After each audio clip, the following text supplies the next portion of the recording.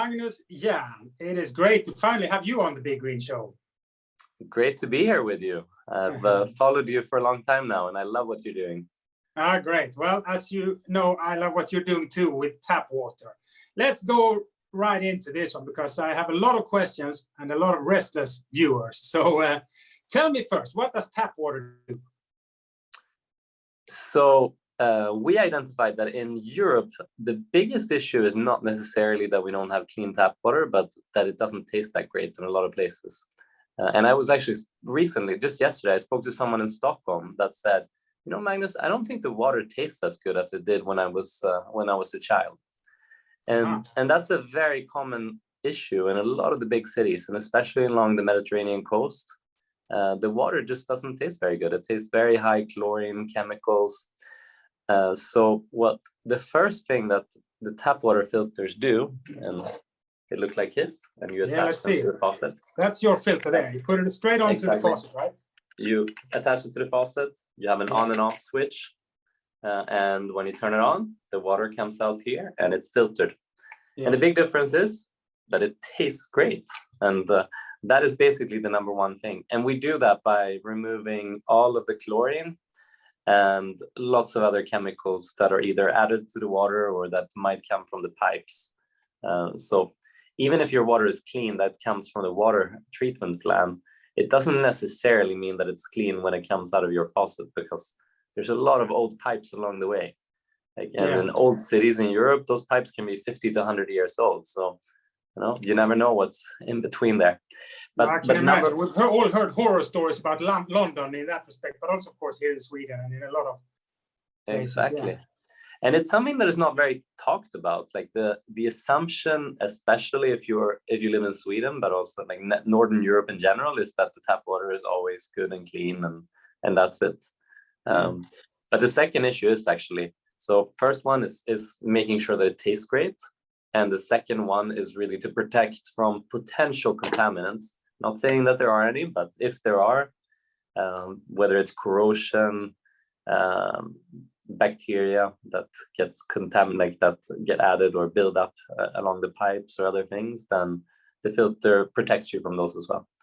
And another... Yeah, go ahead.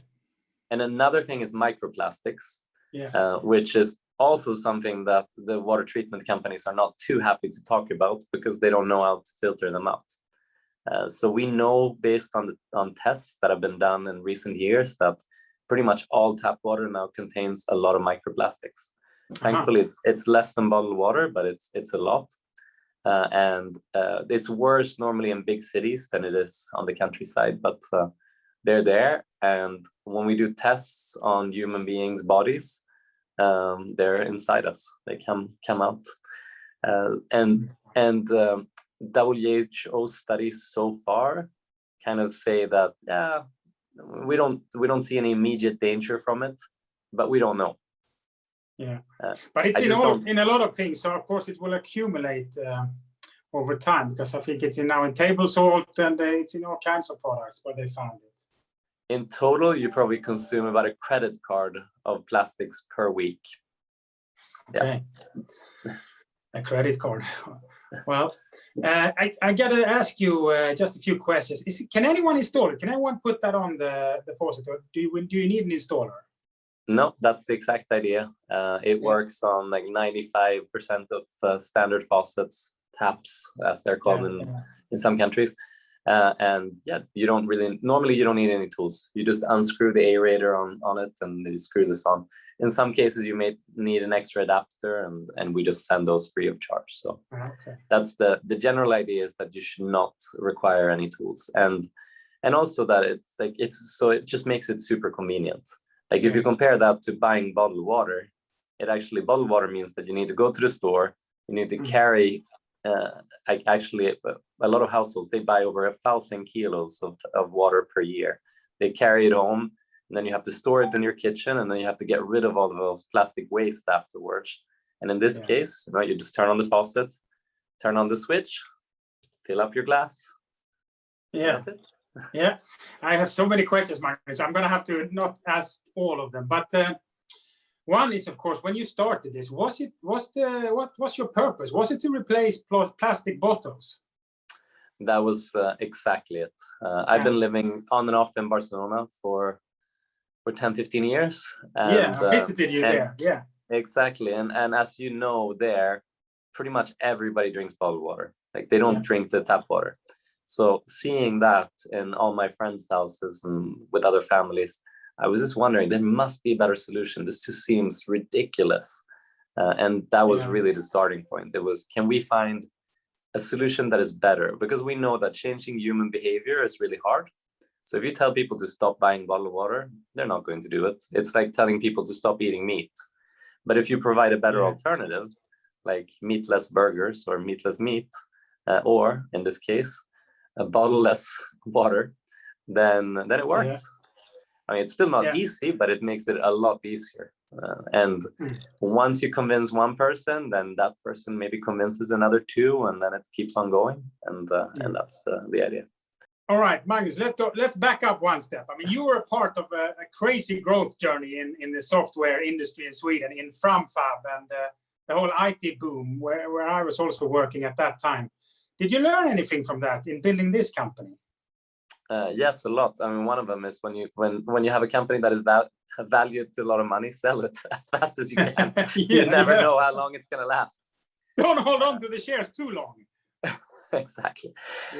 No, but on a more serious note, I think one of the things that we've really learned from software development and digital service development is how to develop products in a better way.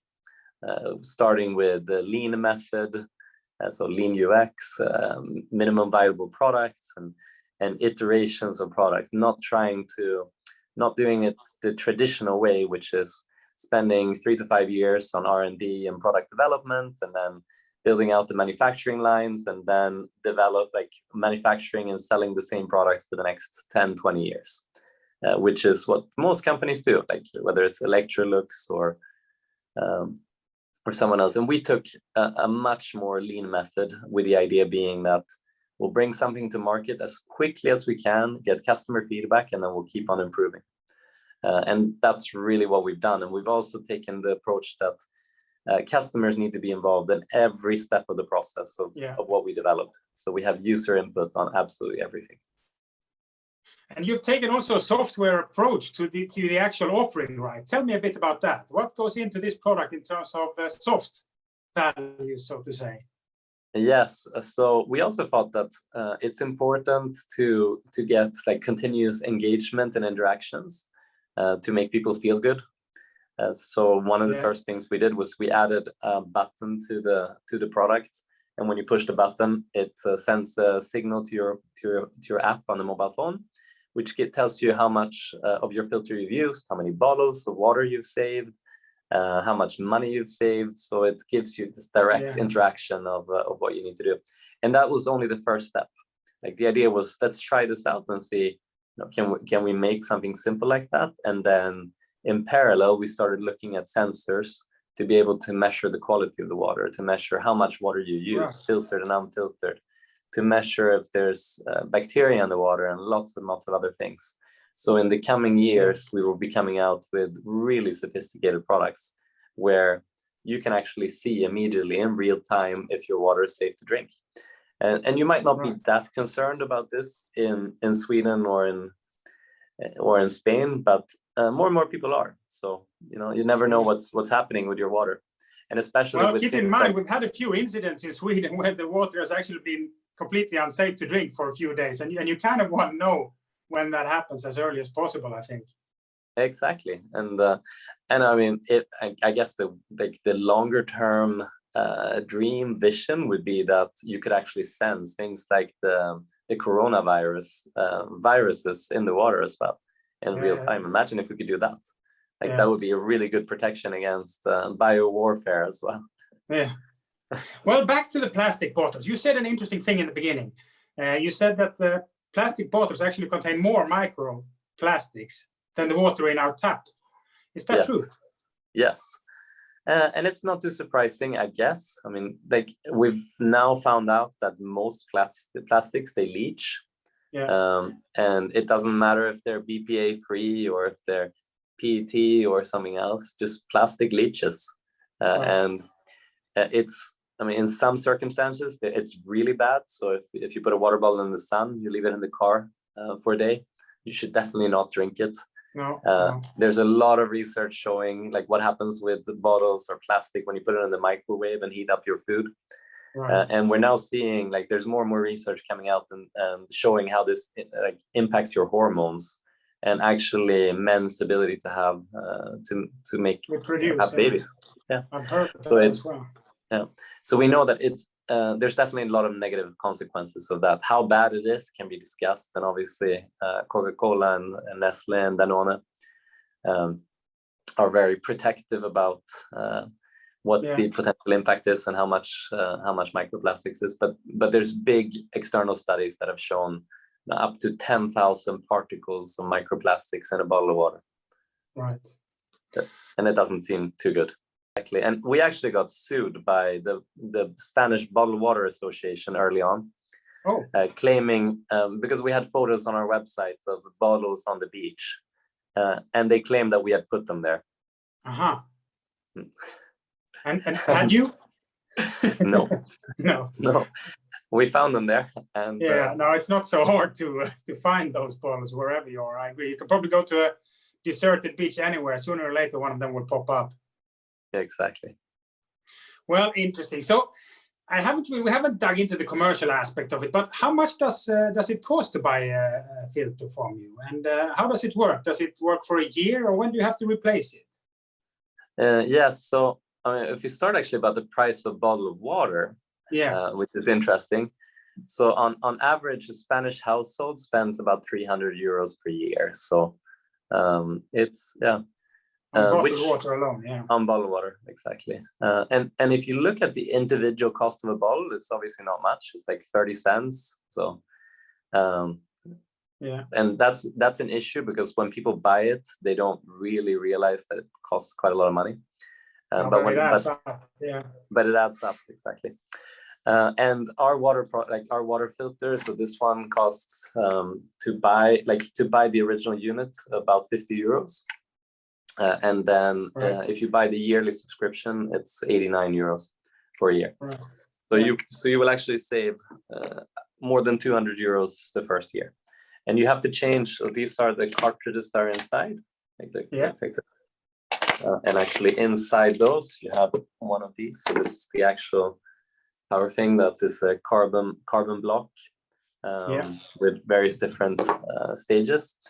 And each one of these lasts about 3 months, or 1,200 liters, which is the average use of a household. So you normally change them 4 times per year, and it's as easy as that. Yeah. Do you get them then at home? Do you get them sent home, the cartridges, automatically, or? Yes, you can. Yeah. Part of the software, I can imagine, is you actually see when they run out and everything. Exactly. Yeah. And if people have it in their summer house, then maybe they don't need to replace it as frequently. So we adjust it to people's preferences. Yeah. How did you develop it? Did you do this by yourself, or did you actually locate it and purchase it in? No, we actually did all the development from scratch. So one of our conclusions early on when looking at this segment is that because the water industry is very traditional, like if you talk, so we were talking about 10-year product cycles before, and I think they're more like 20 to 30. They're still talking about the potentials of IoT in the water industry. So they're very slow. So our conclusion was that we had to develop something from scratch that was not based on what people had done before, but that was based on the latest available technology.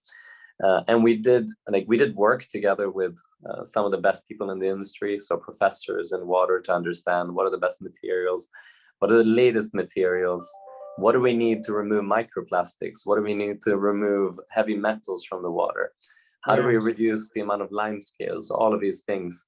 And then also looking at what are the most sustainable materials. And with sustainability, for example, we actually made an early mistake. So we thought, shouldn't we make this with biodegradable plastics so that you can compost them? That sounds like a logical, nice idea, right? Yeah. But what has actually happened when you put this into the compost bin? When the waste management company sees this, they're just going to discard all of it because they don't know what it is. And if you put it in plastic, then it actually contaminates the recycling process, right? Because it's not normal plastics. And I think this is a dangerous thing, and it's a common issue with greenwashing and misunderstanding about biodegradable materials and compostable materials. Is that at the moment in consumer households, they probably do more bad than good. It does not work. So after about a year, we ended up going back to recyclable plastics instead. So today, we just made them super easy to separate these from each other, and that way you can. And I think this was one of our early ideas as well, was to be brutally honest about everything we do. So we shared the knowledge about what we know and what we don't know, about what works and what doesn't work. We've tried to be super transparent of all of this from the beginning. And when we found out that the biodegradable cartridges didn't work, which our customers, they loved the idea because it was this zero plastic community and so on. But when we told them why, they were like, okay, great, thank you for telling us. Now we know. You're one of the few honest companies. We could have continued to just throw them away happily, thinking that we were doing everything good. But those things catch up with you, I guess, as well. So it's a great thing if you can have the guts to actually be very transparent about those things, I think. But a lot of companies, I think, stumble because it can be a bit scary. Yeah, and a lot of time you lose in the short term. Yeah, exactly. You can lose until people actually understand what you're doing, and that's the scary part, I think. Yes. Interesting. Well, what's it made of, the actual filter, and what can you filter out? So it's various different materials, but inside this, there's there's a carbon block. Yeah. And carbon, and activated carbon, which makes up the carbon block, is made of coconut shells. So you actually take the remains from coconuts, which is great because we use coconuts for a lot of things, to drink and for food and so on. But the shell is actually normally not used; they're just discarded, thrown away. And so you have these big mountains of these shells in places that take a long time to break down. And we use that basically, and it's the best, most efficient material today to absorb various different chemicals. So including chlorine, that's extremely efficient, pesticides, herbicides, a lot of pharmaceuticals. So a lot of things get absorbed. There's over 70 chemicals that easily get absorbed by these. Interesting. And then, so that's the absorption. But then the other part is things like microplastics. So there you have particles, and they're not going to get, they don't get absorbed by this, but instead the holes, the pores in the carbon block are so small that they can't get through. So it's a matter of making sure that you have, and you can do that with various different things, like here with plastic materials on the outside and so on. But so there's various different layers to that, and that also protects from a lot of other things. So it reduces like corrosion particles. So if your water is brown, and then that's typically copper particles, and they won't get through either. Yeah, get it. But in all, over 100 different chemicals get reduced or removed from the filter, and that's pretty much all the common things. There are some things like radioactive water, for example, we're not going to be able to reduce with these. Viruses don't get filtered, they're too small, and some bacteria also pass through. So actually for countries, so for emerging markets that have issues with bacteria and viruses, we have a special filter for them, which is an ultrafiltration filter that is a bit more expensive and slightly bigger. But and I think this is also part of it, is that you have to adapt to different markets and to different needs. I'm curious, do you take in some of the customers' old cartridges to actually see what ends up in them, to have some idea of what kind of pollutants there are out there? We do, and we've received we've received cartridges back that when you see them, you're like, whoa, I don't want to drink this water. They come back completely brown, yellow. They come back with the strangest materials on the outside. They're completely congested. So often, like a lot of the time, the reason that they send them back is that the water doesn't go through anymore. Right. And that's what happens eventually. Like if you have too much contaminants in your water, it's going to fill up all the pores inside the water filter, and then eventually nothing goes through. Sure. So yes, it's scary. And the other thing that you'll unfortunately notice with the backside of water filters is that they also fill up with bacteria over time. Right. So you have to be careful about how you use them and really make sure that you change them on time. Yeah. And if, for example, if you haven't been home to your house for a week and the water has not been used, then you need to flush the filter. So you normally let the water run for 30 seconds and then everything comes out of it and you can drink it again safely, which is the case for all tap water, actually. So if you come home from your holiday, you should definitely not just turn on the faucet, fill up a glass and go, and then... Because it's been standing in the pipes for too long, you mean? Exactly. Yeah, I forget that myself. That's a good reminder. That's a good reminder. But which country is the worst then, in terms of which has the dirtiest water? You must know of your client countries. Yes, I mean the worst. So the worst water that we found in the West is Los Angeles. Like the water there, despite like it's supposedly compliant with WHO and other guidelines, but in terms of tests, like everything is just borderline. So I would not drink that water unfiltered. And another place is like Nigeria. It's from day to day. Like you never know what the water is like. It can be super bad one day and then the next day it can be okay. And that's the issue as well. So if you take a lab test and you send it into a lab and they say, your water is good. And then the next day it's just not. So, and that's a common issue. And this was the big thing that happened in also in the US and several places with lead in the tap water, which is that you can measure the lead one day and there's no lead. And then the next day when you wake up and you fill up your glass of water, there is. And this is why the continuous testing using sensors is really going to help us in the long term to make sure that your water is safe to drink all the time. Right. What do you actually measure with these sensors? What can you measure with the sensor? Is it some sort of conductivity in the water, or what is it? Yes, there's lots of different things. So conductivity is one thing, and that normally just measures the total amount of dissolved minerals. But then you have turbidity is another measure, which is also the amount of particles in the water, so the cloudiness of the water. You can, but then you can measure other things like lead. Sometimes you have to use spectrometry. You can measure the pH, and the latest work that we're doing is to measure bacteria, which is quite complicated because you also have to measure the difference between live bacteria and dead bacteria, for example. Right. So the price drop in sensors, which I imagine has happened over the last 10, 15 years, must have helped you a bit then.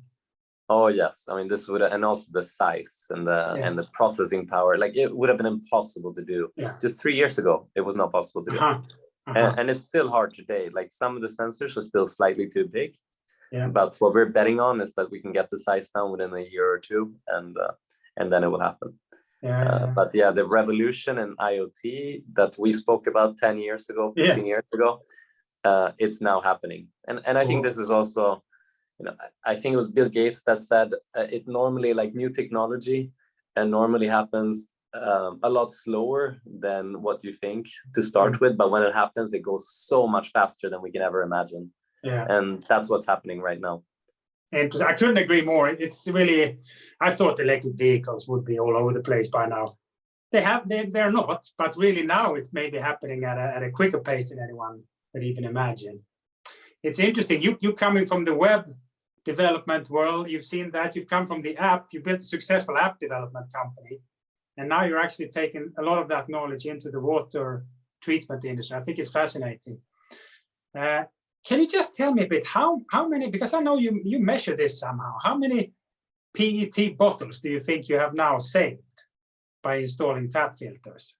Yeah, so about 50 million that we can 50? contribute. Yeah, 50 million.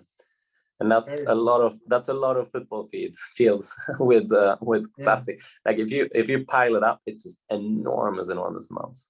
And that's just the ones that we can attribute directly to our product. But we also know that through educations, we spend a lot of time educating people about the fact that they can actually drink the tap water. So in Barcelona, I mean, in reality, the tap water is actually quite good. It's got high mineral content. It's healthy for you. It just doesn't taste very good. So a lot of people actually have, based on what they've read from us, they've been like, okay, you know what, I'm just going to drink the tap water, and we're happy with that as well. That's a success for us. So even if they don't buy our product, if we've managed to change behavior, then fantastic. Great. Well, how's it gone for you? I think revenue has gone up more or less every year, or? Yes, so we're around 100% growth year on year, which is easy when you're a small startup. So it becomes but more. You've been around for a while now, a few years, right? Yes. So yes, we'll be over 3 million euros this year, and we started just 3 years ago. Where are you selling? Our main markets are Spain and Italy, but we're also we've just started selling through partnerships in 20 other countries. So we're accelerating fast. And I think this is also one of my learnings from being in the digital space, is that we don't have to do everything ourselves. So much is about partnerships. It's about finding other passionate people that can bring your products to market and having them copy your solution. So we're basically just saying, look, copy our website and you launch it in your own market in Bhutan or in Australia or wherever. And then we just send you the products and you make sure that you build up the brand and sell it there, and we can build it much faster. So it's kind of the McDonald's model, but in a good way. So it's a green franchise model. McDonald's. Yeah. And I think we have to do this. Like, this is one of the things, a lot of the time people question our ambitions. So like our ambition is to eliminate 10 billion bottles by 2026 and to become $1 billion brand. And people are like, Magnus, that's crazy. There's no way you can do that. Like, you can't grow that fast. You're going to need too many people. It's going to be impossible to do the production. You will need too much money. But my response to that is also, if we don't do it, who's going to solve this? We can't continue to consume, like at the moment, it's like 550 million households worldwide buy bottled water every day or every week. 550 million households buy it. Yeah. And they consume around 500 billion bottles per year. So it's already staggering numbers. It's so high that you actually can't even get your head around it, I would say. Exactly. So I'm like, even if we succeed with our target, it's only 2% of that total volume in the next 5 years. So we need a lot of other startups like us. Shout out to all the people thinking about what business to start. There might be something to do in reducing plastic bottles still. Yes. Yeah, cool. Well, a great mission, and I think you're building a great company, Magnus. Thanks so much for taking the time to be on. Thank you. It's been great. I love the questions. Good luck with it. Bye.